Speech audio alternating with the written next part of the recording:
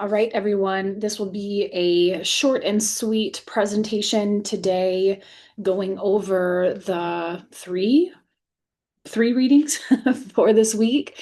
So first, I will cover what was in Socioculturally Attuned Family Therapy, our textbook for this week. So the one of the goals of your time in at Alliant and your time in your master's is to become a socioculturally attuned therapist. So ultimately, in this chapter, the authors introduce they introduce what is socioculturally attuned therapy. And this is a framework that goes beyond traditional therapy models. It asks you to recognize and confront systemic inequities, power, and privilege. So, you, as the therapist, are called to consistently reflect on your own position and role in reinforcing or challenging oppression.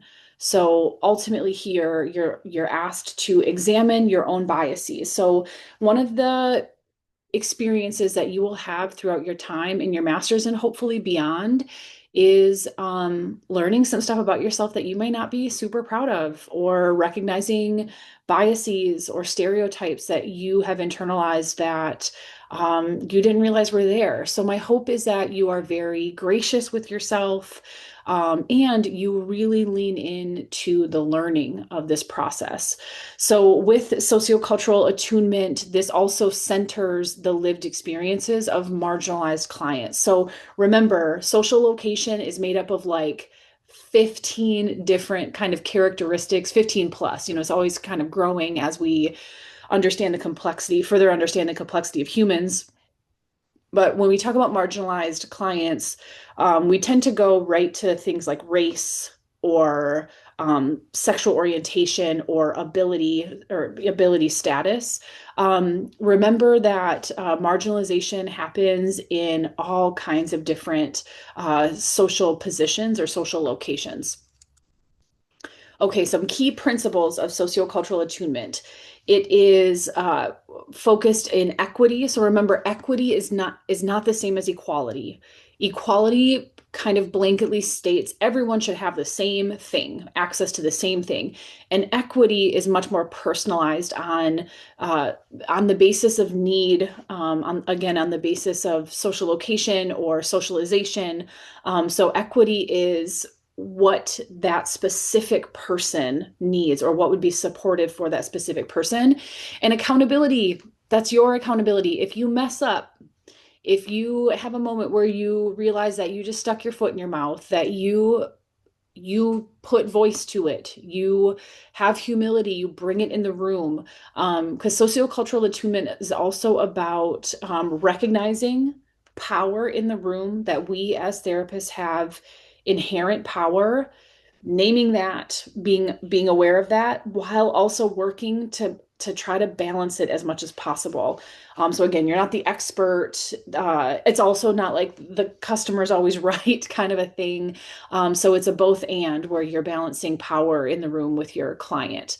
It also is about refusing to silo identities. So again, identities such as race, gender, sexuality, and class, they all intersect. That's what intersectionalism is. And they affect the client's life in different ways. So, for example, a white able-bodied woman, and I'm only taking like two identities here, has a different experience than a white disabled woman. So understanding that on the surface things may look the same, you may have some assumptions about their lived experience, but recognizing that each individual part of our identity intersects with others like a web to make our unique identity. And also that the last piece here is that sociocultural attunement has a commitment to broader social and systemic change and justice. So what is your role? We are advocates and allies, co-conspirators, disruptors, whatever things that you what you want to identify it. And this is rather than just a neutral observer. Therapy is not neutral. Therapy is inherently political. We'll talk a lot about that when we get to feminist family therapy. When this chapter also highlighted the importance of self-reflection and awareness of personal biases, neutrality is seen as complicit in maintaining systemic oppression, so therapists must engage actively in social justice. So it's challenging that traditional neutrality. Some of the language that was likely used in the theories that you learned in theories one, which again doesn't make them bad. They're beautiful theories. They're the foundation of our field. And they were created in a time where social location, social justice, justice, equity, inclusion, diversity, they weren't really at the forefront. So some implications for practice regarding being socioculturally attuned is integrating sociocultural awareness into therapy. So again, your socio is just like your way you've been socialized, your social location. Cultural is everything that kind of makes you you. So remember, culture isn't just like a country of origin, it isn't just a race or an ethnicity. I'm just thinking, I'm sitting here in my, Michigan home. There's a culture in Michigan, a Midwestern culture. And culture isn't always like a space either. So I don't want it to look like that either. But there's a different culture in Michigan than there is in California. So just kind of also challenging and broadening your understanding or your definition of what is culture. Marginalized voices are empowered by validating their lived experiences, and also that we as therapists become social agents of change. So we're working both within sessions and in broader advocacy efforts, and that can look a lot of different ways depending on what lane you want to occupy. So that's very briefly about our text. So then we also read the Carlson and Erickson article on recapturing the person in the therapist. So here this focuses a lot on person of the therapist training and how it emphasizes self-awareness. So it's a teaching modality. Again, it's a way of being, which will be a theme this semester in this class. It is understanding how you have come to believe what you believe, how you've come to be who you are, and potentially challenging some of those that could be harmful or dehumanizing to clients. So, Carlson and Erickson argue that therapy is more than just techniques. It requires awareness of our beliefs, values, and our ethics. And it encourages authenticity and integration of personal and professional lives. So one of the things that I notice a lot in beginning therapists is that they they feel like they have to be professional, like that they have to like put on a professional hat, that they have to be different in the room than how they just are in their everyday lives. And I will say, on a personal note, that there are some differences. So, for example, like I am interested in my clients' stories. I ask questions. I'm invested in a way that I'm not invested in my everyday life. Like I don't have to have my therapist ears on all the time, because that would be very taxing, and it's not sustainable. At the same time, who I am as a professor, as a friend, as a therapist, as a mom, as a wife, they are all very similar to one another. So just understanding that you don't have to be different in the room. Part of the beauty and the growth in this field in your development as a therapist is realizing like how you are now is wonderful, and it's perfectly professional enough to show up in the room. So, sometimes I'll see students even like sitting different, or they talk different, they have a different cadence, or they articulate in a different way. And just so you know, that's totally developmentally normal. And it's not necessary. And you'll hopefully, drop that as you continue in this field. So Person of the Therapist training encourages exploration of your own history and experiences, and again, how they inform who you are today. As I said before, it promotes an integration of personal dimensions into therapy. So who you are as a human being, who you are on the everyday is who you are also in the room. And the hope in that, the goal in that is building authenticity. So you don't feel like you have to like code switch or be different in the room than you are, because that authenticity builds a relational presence and it builds a safe, trusting environment. I'm guessing that if at the end of this class you found out that I was a completely different person who believed different things than what I was teaching you, that would probably sour what you've been learning. So, be who you are in the room.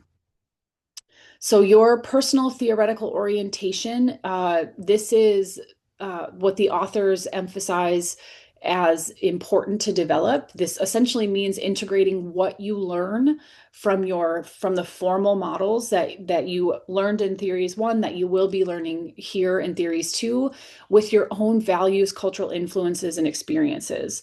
So ultimately, you're going to find the theories that you resonate with likely very much align with how you think humans function, how you think relationships work, what you believe about the human experience. So it's another layer of integration. So even family therapy is not without its built-in values. That was probably became pretty clear in theories one. So as therapists, we need to explore these values and determine if they align with our own commitments. And this also is a reflection that ensures an ethical practice. So for example, like I think of structural family therapy. There's a belief that the parents or caregivers should be in that executive subsystem, that children are essentially kind of like a level below in that sibling or child subsystem, and that if there's an imbalance, that's what contributes to dysfunction or stress, maladaptation. So that is a built-in value of that approach. And I mean, what you'll be learning in your diversity course, if you haven't taken it, is that family therapy as a field is pretty ethnocentric. And very much can be rooted in what would be considered like white ideals or white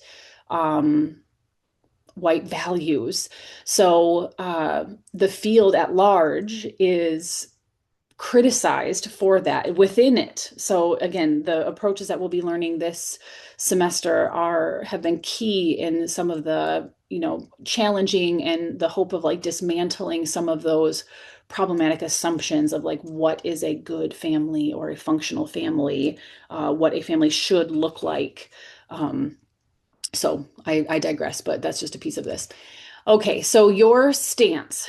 So which essentially is just like how you show up in session. That's what when I say positionality, that's also what that means is how you come into the room. And that means what you believe, how you ask questions, how you engage, how you relate. This is deeply influenced by our beliefs about power, responsibility, and ethics. So an ongoing reflection helps maintain integrity in therapeutic practice. We have to be aware of what we believe, and we have to be accountable to that and accountable to the process of challenging some of those. So they also offer some practical activities that you could engage in. So these are, writing exercises, discussions, reflections, ultimately to help you become more aware of your values, ethical stance, your session practice. But one is to articulate your personal values and commitments. What are your values? What are you committed to? What's important to you? What are the ethical dimensions of the theories? So this necessitates a deeper understanding of the theories that you choose to practice than what you've been presented with in your master's program. Like we'll be covering, for example, narrative therapy for 2 classes. You will get like 3 hours of lecture total on narrative therapy that won't make you a well-rounded, deeply understanding narrative therapist. You don't have, and you also don't have to like marry an approach. You don't have to identify deeply with one.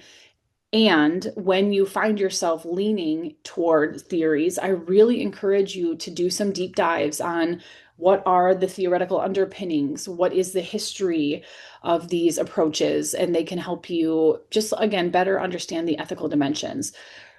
Um, Reflect on your own positioning in therapy sessions. How active are you? What do you believe your role is? How do you view dysfunction, maladaptation? How do you view these things? How do you define them? And are they imposed on the client? And also, Person of the Therapist encourages continuous personal growth. One of the things that I really appreciate about being faculty is that I get to continue to challenge some of my viewpoints, better understand myself through y'all and through the tapes that you bring, through the questions that you ask, through your positionalities, and being reflexive on how that informs me and how I see the world, what my perception of the world is. So just wanting to show some gratitude to how much students challenge us as faculty too, in a beautiful way. So, this article concludes with reminding us that therapy is never just about models or skills.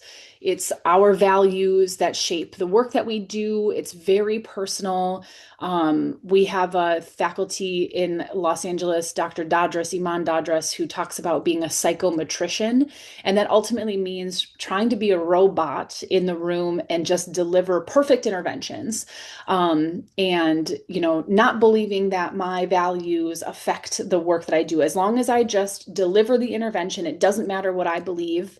And if you're in that place, I really challenge you to think about that, because you have a history, you have a rich history. The vast majority of you have at least 25 years on this planet. It's not that long, but it's enough to mold some views. So really understanding who am I as a person and how does that influence my professional identity. And then the integration of personal beliefs enhances therapeutic effectiveness. Like I said before, if you are authentic, show up honestly in the room, that will build trust, that will build a stronger therapeutic alliance, a stronger rapport.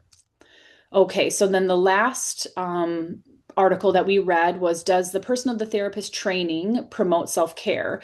And this was written by one of our faculty, Dr. Nino, who's here in the online campus, along with her colleague, Dr. Kissel.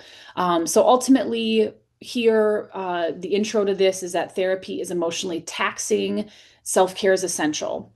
So also, for what it's worth, self-care in many ways is tough in a flawed system like therapy. Um, we are generally overworked, generally underpaid. Mental health is not a value largely in at least the United States. So we're working in a system that isn't really valued. So you can't, I guess in some ways what I'm saying is like you can't always self-care your way out of a broken system. So just keep that in mind. Like if you can't, you don't, I don't ever want this to become of like, oh, I'm still experiencing burnout. Am I doing self-care wrong? It's like, no, you're in a system that you it's like David and Goliath. So I'm not here, hopefully that doesn't like discourage any of you. I just want to be very honest about the reality of what you can do in this field in terms of maintaining resilience, being able to sustain. But ultimately, this study explored whether Person of the Therapist promotes self-care among MFT trainees. And the focus of the study and like the analyses were on identity growth and relational changes. So they used thematic analysis to analyze interviews done with MFT trainees who had completed the person of the therapist training. And this focused on personal rather than professional outcomes. So they're wanting to understand. So, person of the therapist is training is to try to help you become a better therapist. And I think a byproduct of that is that you become a more grounded human in it, because there's a lot of acceptance of where you've been, a lot of leaning into your own authenticity, your own identity as a wounded healer, that we've all been through stuff. So wanting to see, okay, let's explicitly explore what might be some personal changes that can happen. So ultimately, what they found were four themes: a better understanding of self, changes to self, relational changes, and change as a process. So going into each of these themes a little bit more deeply. Better understanding of self. So this resulted in a deeper self-awareness, again, of stereotypes, internalized biases, how your history affects you, just general insights about yourself, a recognition of vulnerabilities. These are largely emotional vulnerabilities. What activates you? What might trigger you if have diagnosed with something like PTSD? And then connecting your personal history with therapeutic work.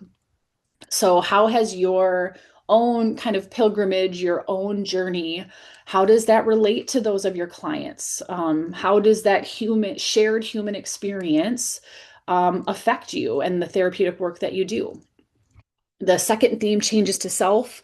So they found that the students were more engaged in emotional healing and growth, that they saw themselves differently, that they were less critical of themselves. They had greater empathy towards self and others, and a greater sense of authenticity, that I have permission. I can show up as my own self because I am good enough. Um, it's okay for me to show up as I am. There's nothing, I'm like working on shame or, parts of self that they would rather not have others see.